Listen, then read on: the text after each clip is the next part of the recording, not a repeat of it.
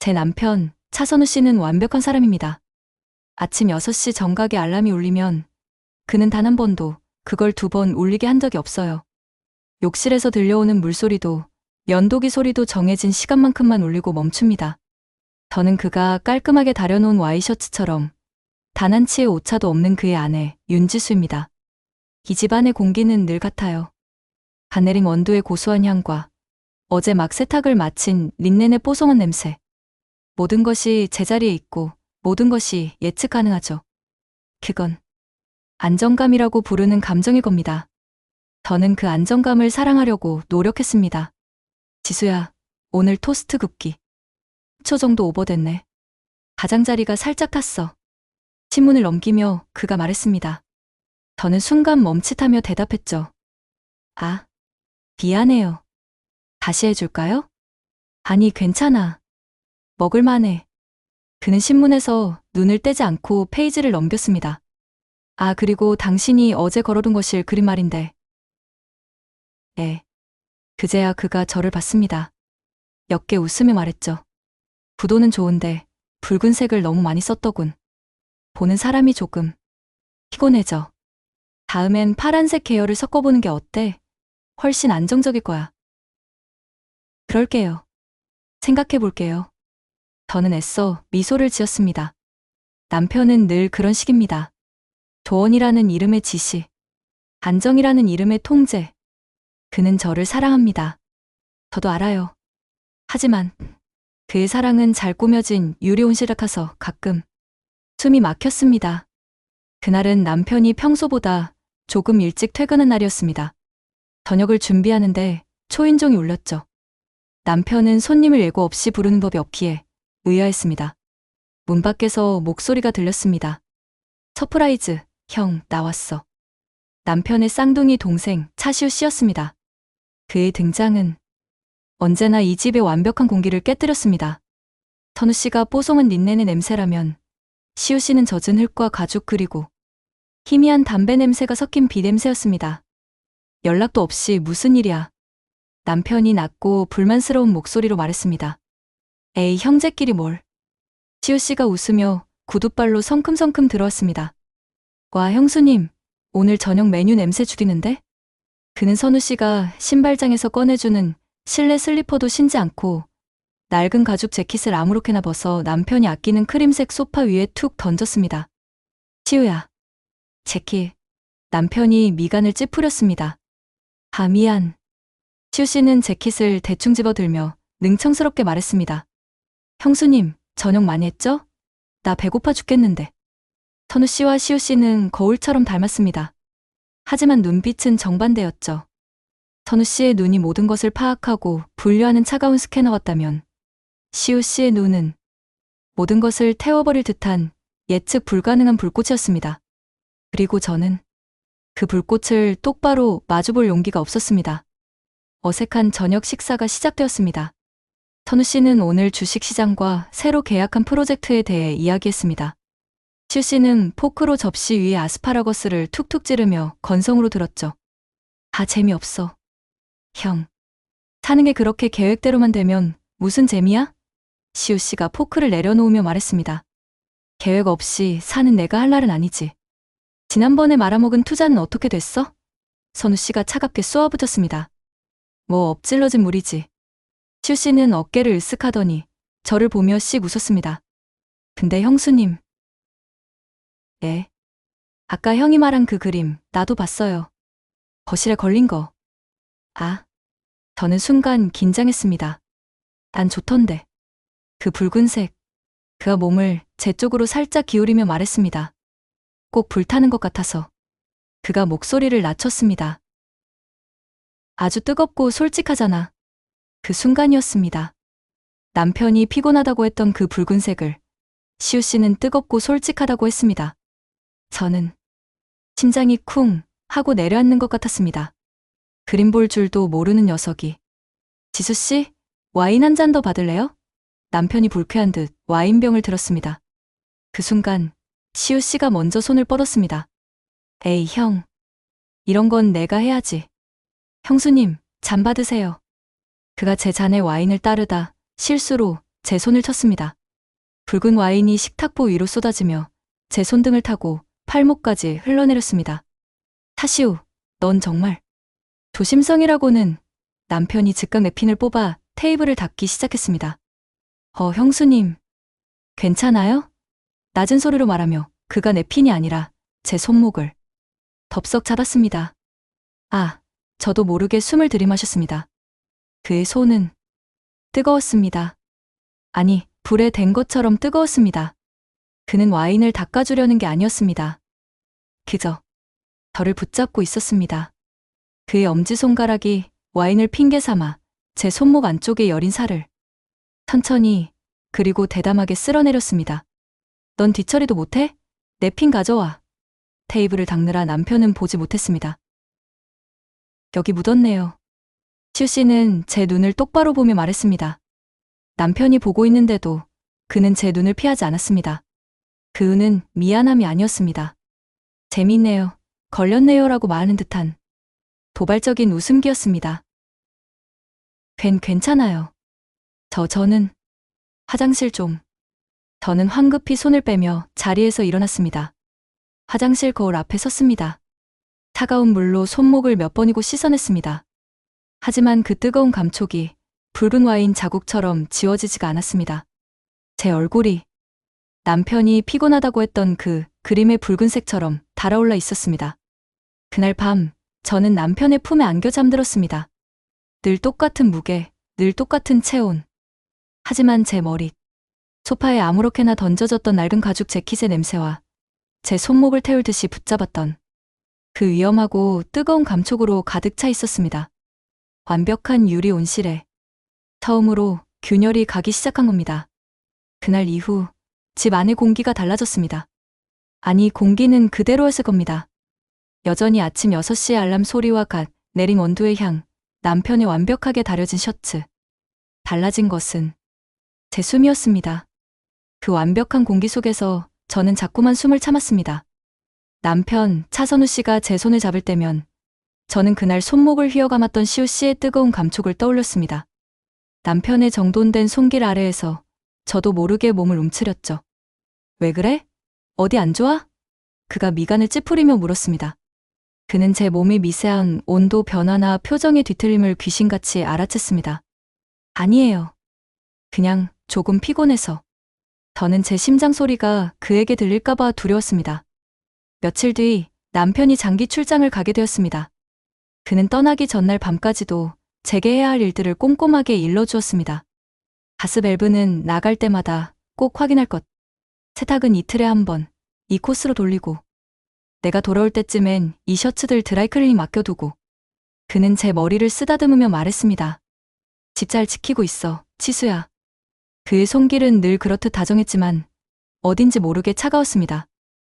꼭 잘 닦인 대리석을 만지는 기분이었죠. 현관문이 닫히고 그의 완벽한 구두 소리가 멀어지는 순간 저는 안도했습니다. 그가 사라진 집은 텅 비었습니다.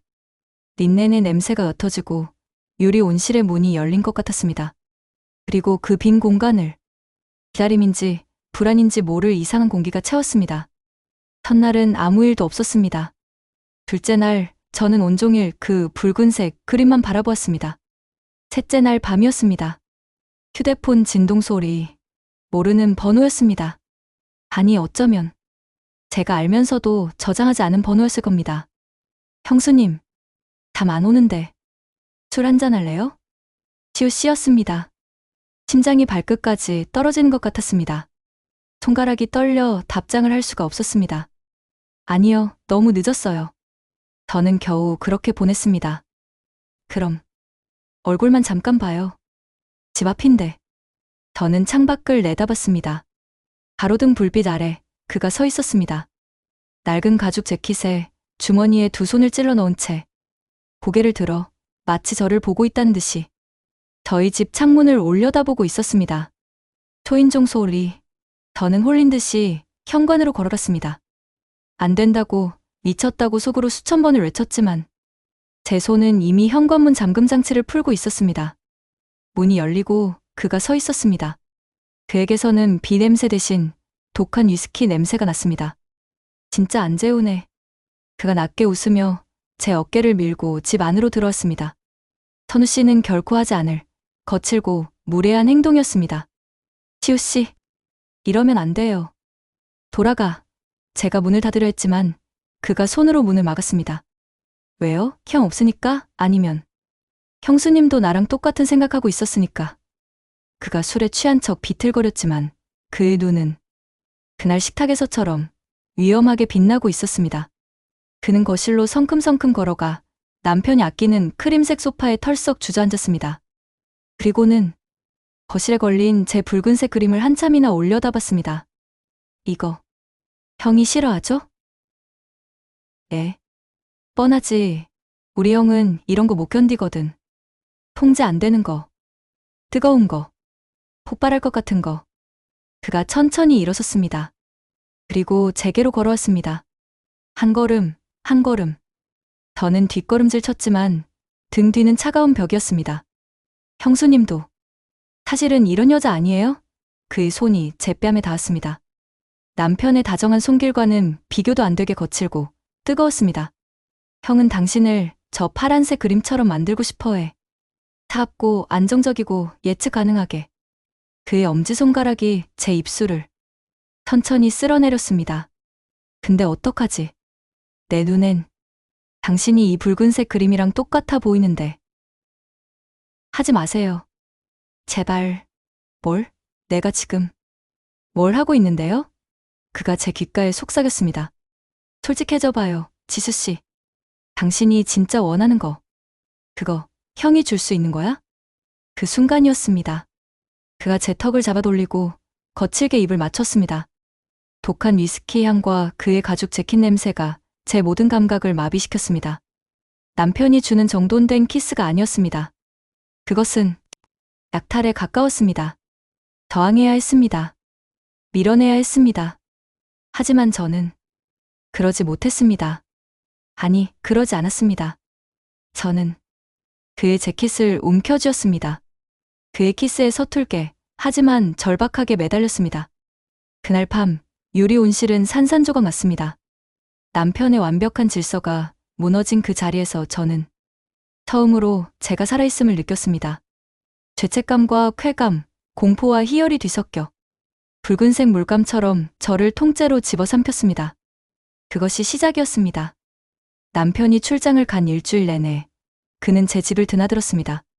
우리는 남편의 침대에서, 남편의 소파에서, 그리고 그 붉은색 그림 앞에서 서로를 탐했습니다. 그의 거친 손길에 익숙해질수록 저는 점점 더 대담해졌습니다. 남편에게서 온 전화를 그의 품에 안겨받기도 했습니다. 응, 선우 씨. 잘 지내요. 집도 아주 조용해요. 수화기 너머로 들리는 남편의 빈틈없는 목소리. 그리고 제 귓가를 간지럽히는 시우 씨의 뜨거운 숨결. 그 아슬아슬한 경계에서 저는 지독한 배덕감에 눈물을 흘리면서도 웃고 있었습니다. 남편의 귀국일이 다가오고 있었습니다.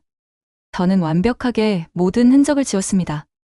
린넨 향이 나도록 시트를 갈고 그의 냄새가 밴 모든 것을 세탁했습니다.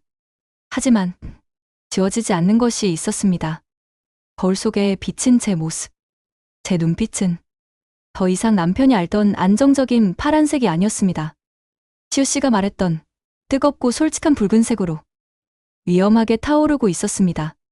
그의 출장 마지막 날 밤이었습니다. 시우 씨는 떠날 생각을 하지 않았습니다. 우리는 와인을 마셨고 붉은색 그림 앞에 누워 서로의 숨소리만 듣고 있었습니다. 모든 것이 비현실적이었고 그래서 더 중독적이었습니다. 그때 제 휴대폰이 울렸습니다. 차선우. 그의 이름이 화면에 뜨자 방 안의 모든 공기가 얼어붙었습니다. 시우 씨가 제 입술에 손가락을 가져다 대며 쉿하는 신용을 했습니다. 여보세요? 제 목소리가 저도 모르게 떨려 나왔습니다. 지수야. 나야. 잘 지냈어? 수화기 너머의 목소리는 언제나처럼 완벽하고 차분하고 안정적이었습니다. 제 심장이 발목까지 곤두박질 치는 것 같았습니다. 네.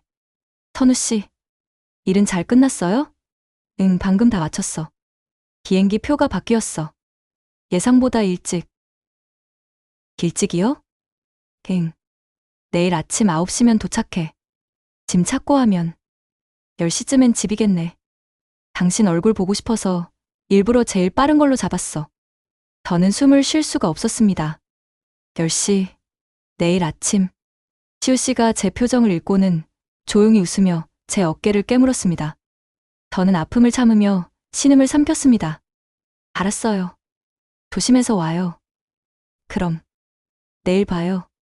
전화를 끊자마자 저는 시우 씨를 밀쳐냈습니다. 가요. 지금 당장. 내일 아침에 그가 와요. 저는 공포에 질려 소리쳤습니다. 그의 냄새가 팬 모든 것을 당장 치워야 했습니다. 이 미친 짓을 멈춰야 했습니다. 하지만 시우 씨는 태연했습니다. 그는 제 손목을 잡아 다시 자기 쪽으로 끌어당겼습니다. 내일 아침 10시. 그럼 우리에겐 아직 밤이 남았네. 미쳤어요? 당장 나가요, 그가.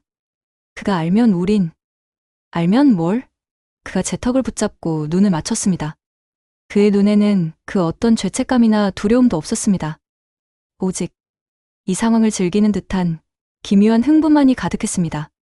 형수님, 아니 지수씨, 당신 지금 무서워? 아니면 설레? 예, 들킬지도 모른다는 거. 그 완벽한 남자가 무너지는 걸 볼지도 모른다는 거. 솔직히 짜릿하지 않아? 그는 악마였습니다. 제 안에 가장 추악하고 붉은 욕망을 꿰뚫어보는 악마. 그는 제 대답을 듣지도 않고 저를 안아들었습니다. 마지막 밤이잖아. 형이 돌아오기 전. 마지막 일탈. 저는 그 유혹을 거절하지 못했습니다. 아니 어쩌면 저 역시 이 파국적인 긴장감을 즐기고 있었는지도 모릅니다. 내일 아침이라는 마감 시야는 오히려 우리의 마지막 밤을 더 뜨겁게 불태웠습니다. 그리고 우리는 늦잠을 잤습니다. 아침 햇살이 거실을 환하게 비추고 있었습니다. 저는 제 몸을 누르고 있는 시우 씨의 팔을 느끼며 공포에 질려 눈을 떴습니다. 때는 9시 40분을 가리키고 있었습니다. 시우 씨, 일어나요, 늦었어. 그가 곧 온단 말이에요. 저는 그를 흔들어 깨우며 비명을 질렀습니다. 소파에는 와인병이 굴러다니고 바닥에는 우리의 옷가지가 붉은 그림처럼 널브러져 있었습니다. 시우 씨가 그제야 짜증스럽게 눈을 떴습니다. 아, 벌써? 괜찮아. 공항에서 집까지. 10시엔 절대 못 와. 다 막힐 시간이야. 그는 여유롭게 일어나며 제게 키스하려 했습니다. 정신 차려요, 제발. 빨리 옷 입고 나가요. 저는 울면서 그의 옷을 찾아 던졌습니다. 제 심장이 밖으로 튀어나올 것처럼 미친 듯이 뛰었습니다. 가죽 재킷, 셔츠, 바지. 그가 느릿느릿 옷을 입는 그 몇 분이 지옥처럼 느껴졌습니다. 그가 막 현관에서 신발을 신으려 할 때였습니다. 지수야. 나 넥타이 놓고 갔는데 혹시 거실에? 익숙한 목소리.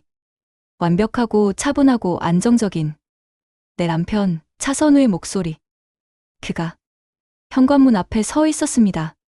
시우 씨와 저는 그 자리에 얼어붙었습니다. 선우 씨는 9시 50분에 도착한 것이었습니다. 시간이 멈췄습니다. 선우 씨의 손에 들려있던 서류 가방이 바닥으로 툭 떨어졌습니다. 그의 시선은 신발도 제대로 신지 못한 채 셔츠가 반쯤 풀어진 제 동생 시우에게, 그리고 그 뒤에 속옷바람으로 서 있는 제게로 아주 천천히 옮겨왔습니다. 그의 완벽했던 얼굴에 처음으로 균열이 가기 시작했습니다. 그는 분노하지 않았습니다. 소리 지르지도 않았습니다. 그저 믿을 수 없다는 듯 아이처럼 눈물을 흘리기 시작했습니다. 지수야, 지금 이게. 그의 목소리가 갈라졌습니다. 그가 무너지기 시작했습니다. 그는 바닥에 주저앉아 자신의 머리를 감싸 쥐었습니다. 아니야. 아니라고 해. 제발. 어떻게 내가 내 집에서 내 동생이랑. 그의 절규가, 그의 분노가, 그의 눈물이 그 어떤 비난보다 날카롭게 제 심장을 찔렀습니다. 시우 씨가 그런 형을 잠시 바라보더니 저를 한번 쳐다보고는 혀를 차며 멍하니 서 있는 선우 씨의 어깨를 밀치고 밖으로 나가버렸습니다. 안 돼, 시우 씨, 가지 마. 아니 무슨 말을 한 걸까요? 저도 모르겠습니다. 집 안에는 저와 무너져 내린 제 남편. 단둘이 남았습니다. 그제야 지옥 같은 현실이 저를 덮쳤습니다. 저는 그 앞에 무릎을 꿇었습니다. 제가 무슨 짓을 했는지, 제가 무엇을 부수어 버렸는지 이제야 깨달았습니다. 여보, 선우 씨, 내가 잘못했어요. 내가 미쳤었나 봐. 제발 용서해. 저는 그의 바짓가랑이를 붙잡고 아이처럼 울며 매달렸습니다. 그는 한참 동안 아무 말이 없었습니다. 그저 자신의 손으로 얼굴을 가린 채 가늘게 떨고 있었습니다. 그가 천천히 고개를 들었습니다. 눈물로 범벅이 된 그의 얼굴은 제가 알던 차선우가 아니었습니다. 그는 저를 보지 않았습니다. 제 뒤에 걸린 그 붉은색 그림을 바라보고 있었습니다. 나가. 예. 나가라고 했어. 그의 목소리는 눈물에 젖어 있었지만 얼음장처럼 차가웠습니다. 당장 내 집에서 나가. 저는 모든 것이 끝났다고 생각했습니다. 무릎을 꿇은 채 바닥에 떨어진 남편의 서류 가방만을 멍하니 바라보며 울고 있었습니다. 이 완벽한 집, 완벽한 삶, 완벽했던 내 남편. 제가 제 손으로 모든 것을 깨뜨렸습니다. 여보, 선우 씨, 내가 정말 죽을 죄를 지었어요. 목소리조차 나오지 않았습니다. 그는 한참 동안이나 얼굴을 감싸쥔 채 어깨를 떨었습니다. 그의 절망이 공기를 무겁게 짓눌렀습니다. 저는 그저 이 지옥 같은 순간이 제발 꾸미기를 바랐습니다. 그때였습니다. 남편의 어깨 떨림이 서서히 멎었습니다. 그의 울음소리가 잦아들었습니다. 그가 천천히 손을 내렸습니다. 그리고 더 천천히 바닥에서 일어섰습니다. 그는 구겨진 바지 무릎을 손으로 툭툭 칼어냈습니다. 그 동작은 너무나도 태연하고 너무나도 차선우스러웠습니다. 선우 씨? 저는 고개를 들었습니다. 그의 얼굴에는 눈물 자국이 없었습니다. 아니요, 분명 울고 있었는데. 그토록 처절하게 무너졌었는데. 그의 눈은 조금도 붉어지지 않았습니다. 그의 눈은 제가 아는 그 차갑고 모든 것을 꿰뚫어보는 완벽한 남편의 눈이었습니다. 그는 저를 내려다보지 않았습니다. 마치 제가 그곳에 없는 사람처럼 거실을 한 바퀴 둘러보았습니다. 굴러다니는 와인병, 널브러진 옷까지 들이고 그의 시선이 붉은색 그림에 멈췄습니다. 그가 그림 앞으로 천천히 걸어갔습니다. 결국 이렇게 되는군. 그의 목소리였습니다. 조금도 갈라지지 않은 평소의 그 목소리. 여보? 저는 알 수 없는 공포에 휩싸여 뒷걸음질 쳤습니다. 그가 그림을 빤히 바라보며 말했습니다. 당신, 이 붉은색 참 좋아했지. 아니, 이 붉은색만 좋아했지. 그가 천천히 저를 돌아봤습니다. 그의 입가에 아주 옅은 기묘한 미소가 걸려 있었습니다. 선우 씨, 지금 무슨... 그가 제게로 한 걸음 다가왔습니다. 저는 공포에 질려 그가 다가오는 만큼 뒷걸음질 쳤습니다. 등 뒤로 차가운 벽이 닿았습니다. 그가 제 턱을 부드럽게 하지만 거칠게 움켜쥐었습니다. 이 손길, 이건 남편의 정돈된 손길이 아니었습니다. 이건 그가 제 귓가에 얼굴을 파묻었습니다. 그리고 속삭였습니다. 너무나도 익숙한, 아니 익숙해져 버린 그 목소리로. 내 눈엔 당신이 이 붉은색 그림이랑 똑같아 보이는데. 아니야, 아니야. 제 심장이 멎었습니다. 이건 시우 씨의 목소리였습니다. 어때? 아직도 내가 재미없어? 저는 숨을 쉴 수 없었습니다. 제가 올려다본 그의 얼굴은 분명 제 남편 차선우였습니다. 하지만 그의 눈빛, 그의 입가에 걸린 저 비웃음, 제 턱을 쥐고 있는 손의 악력은 지난 일주일간 저를 미치게 했던 타시오였습니다. 너였어? 제 목소리가 갈라져 나왔습니다. 처음부터 전부 너였어? 그가 웃었습니다. 그토록 듣고 싶지 않았던 소름 끼치는 웃음소리였습니다. 그럼 내 집에서 내 아내가 감히 다른 놈을 품는 걸 내가 그냥 뒀을 것 같아? 하지만 시우 씨가.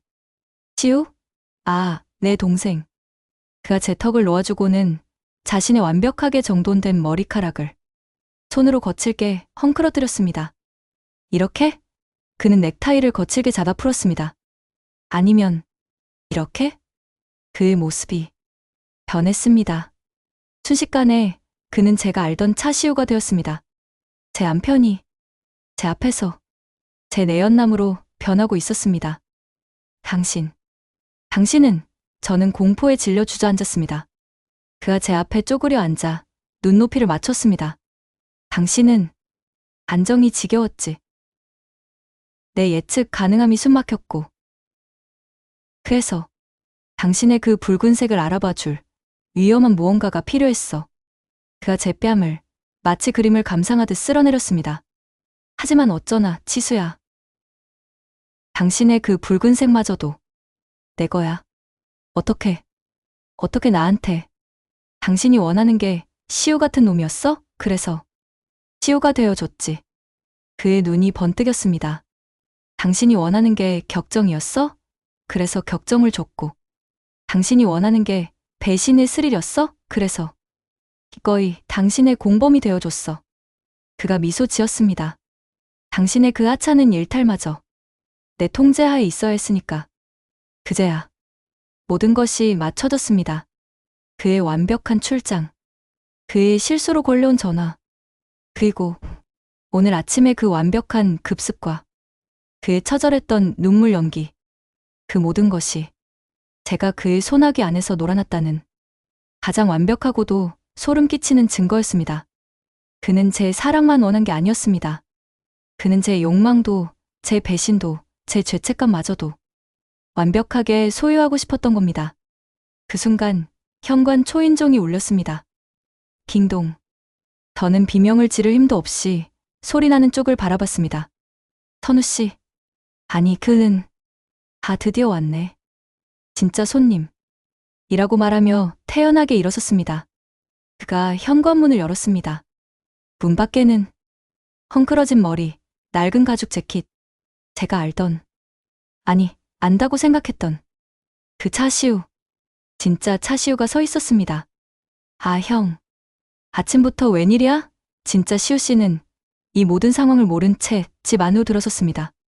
그리고 바닥에 주저앉아 공포에 질려있는 저와 모든 것을 지휘한 오케스트라의 지휘자처럼 차갑게 웃고 있는 제 남편을 번갈아 보았습니다. 그의 눈이 가늘어졌습니다. 너, 이 미친 새끼. 시우 씨.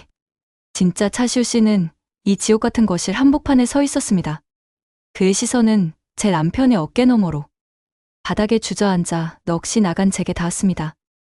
그는 이 모든 상황을 순식간에 이해한 것 같았습니다. 아니, 이해했다기보다는 본능적으로 느꼈습니다.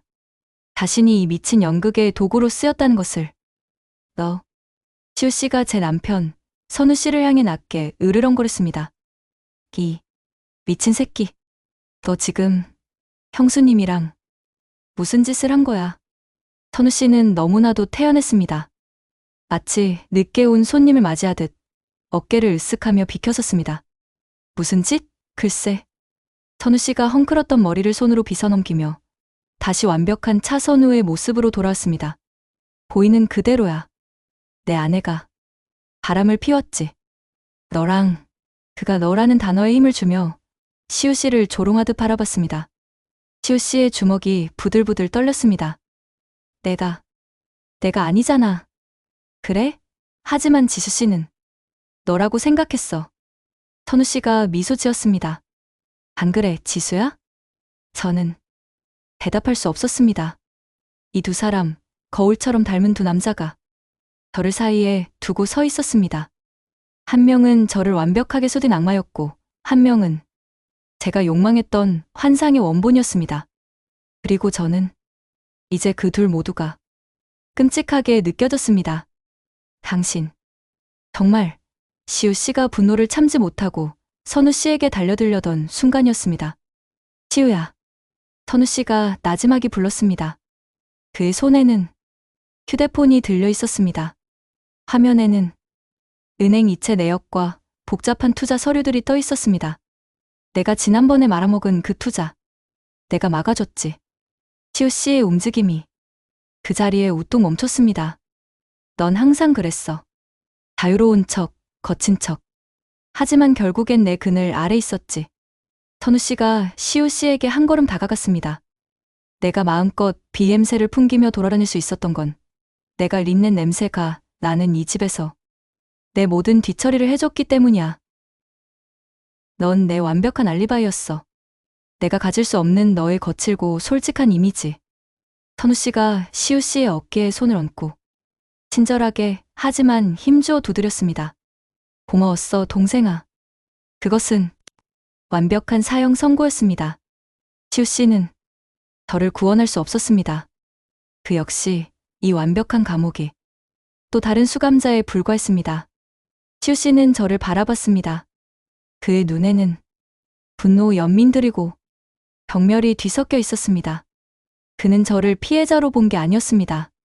자신과 형이 미친 게임에 기꺼이 동참한 공범으로 본 것입니다. 그는 아무 말 없이 자신이 벗어 던졌던 제 욕망의 상징이었던 그 가죽 재킷을 집어들었습니다.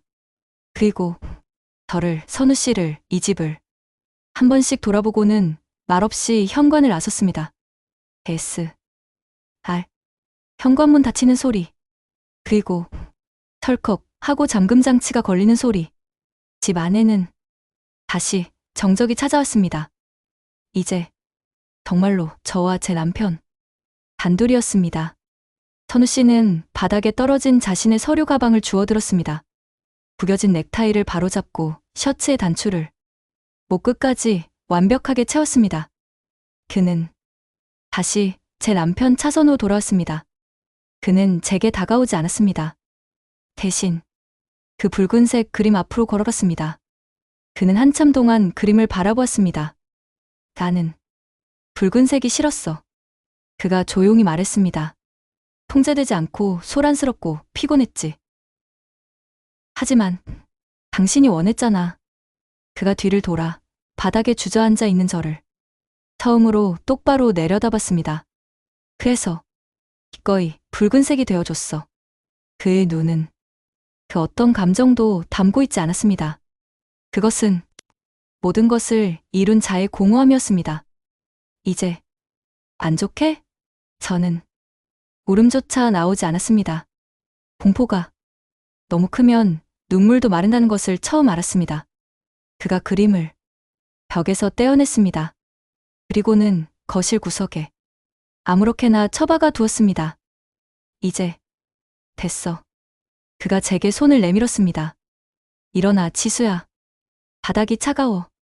저는 홀린 듯이 그 손을 잡고 일어섰습니다. 그의 손은 더 이상 뜨겁지도 차갑지도 않았습니다. 그것은 제 손목에 맞춰진 완벽한 크기의 수갑이었습니다. 아침 먹어야지. 그가 웃었습니다. 제가 알던 그 완벽하고 다정하고 안정적인 미소였습니다. 오늘 토스트는 내가 구워줄게. 저는 고개를 끄덕였습니다. 그를 따라 완벽하게 정돈된 부엌으로 향했습니다. 그림이 사라진 벽에는 못자국만 흉터처럼 선명하게 남아 있었습니다. 제 유리 온실은 깨진 것이 아니었습니다. 단지 제가 볼 수 없었던 더 거대하고 완벽한 감옥으로 그 모습이 바뀌었을 뿐입니다. 본 사연은 AI에 의해 창작된 픽션으로 일부 부자연스러운 내용이 포함될 수 있습니다.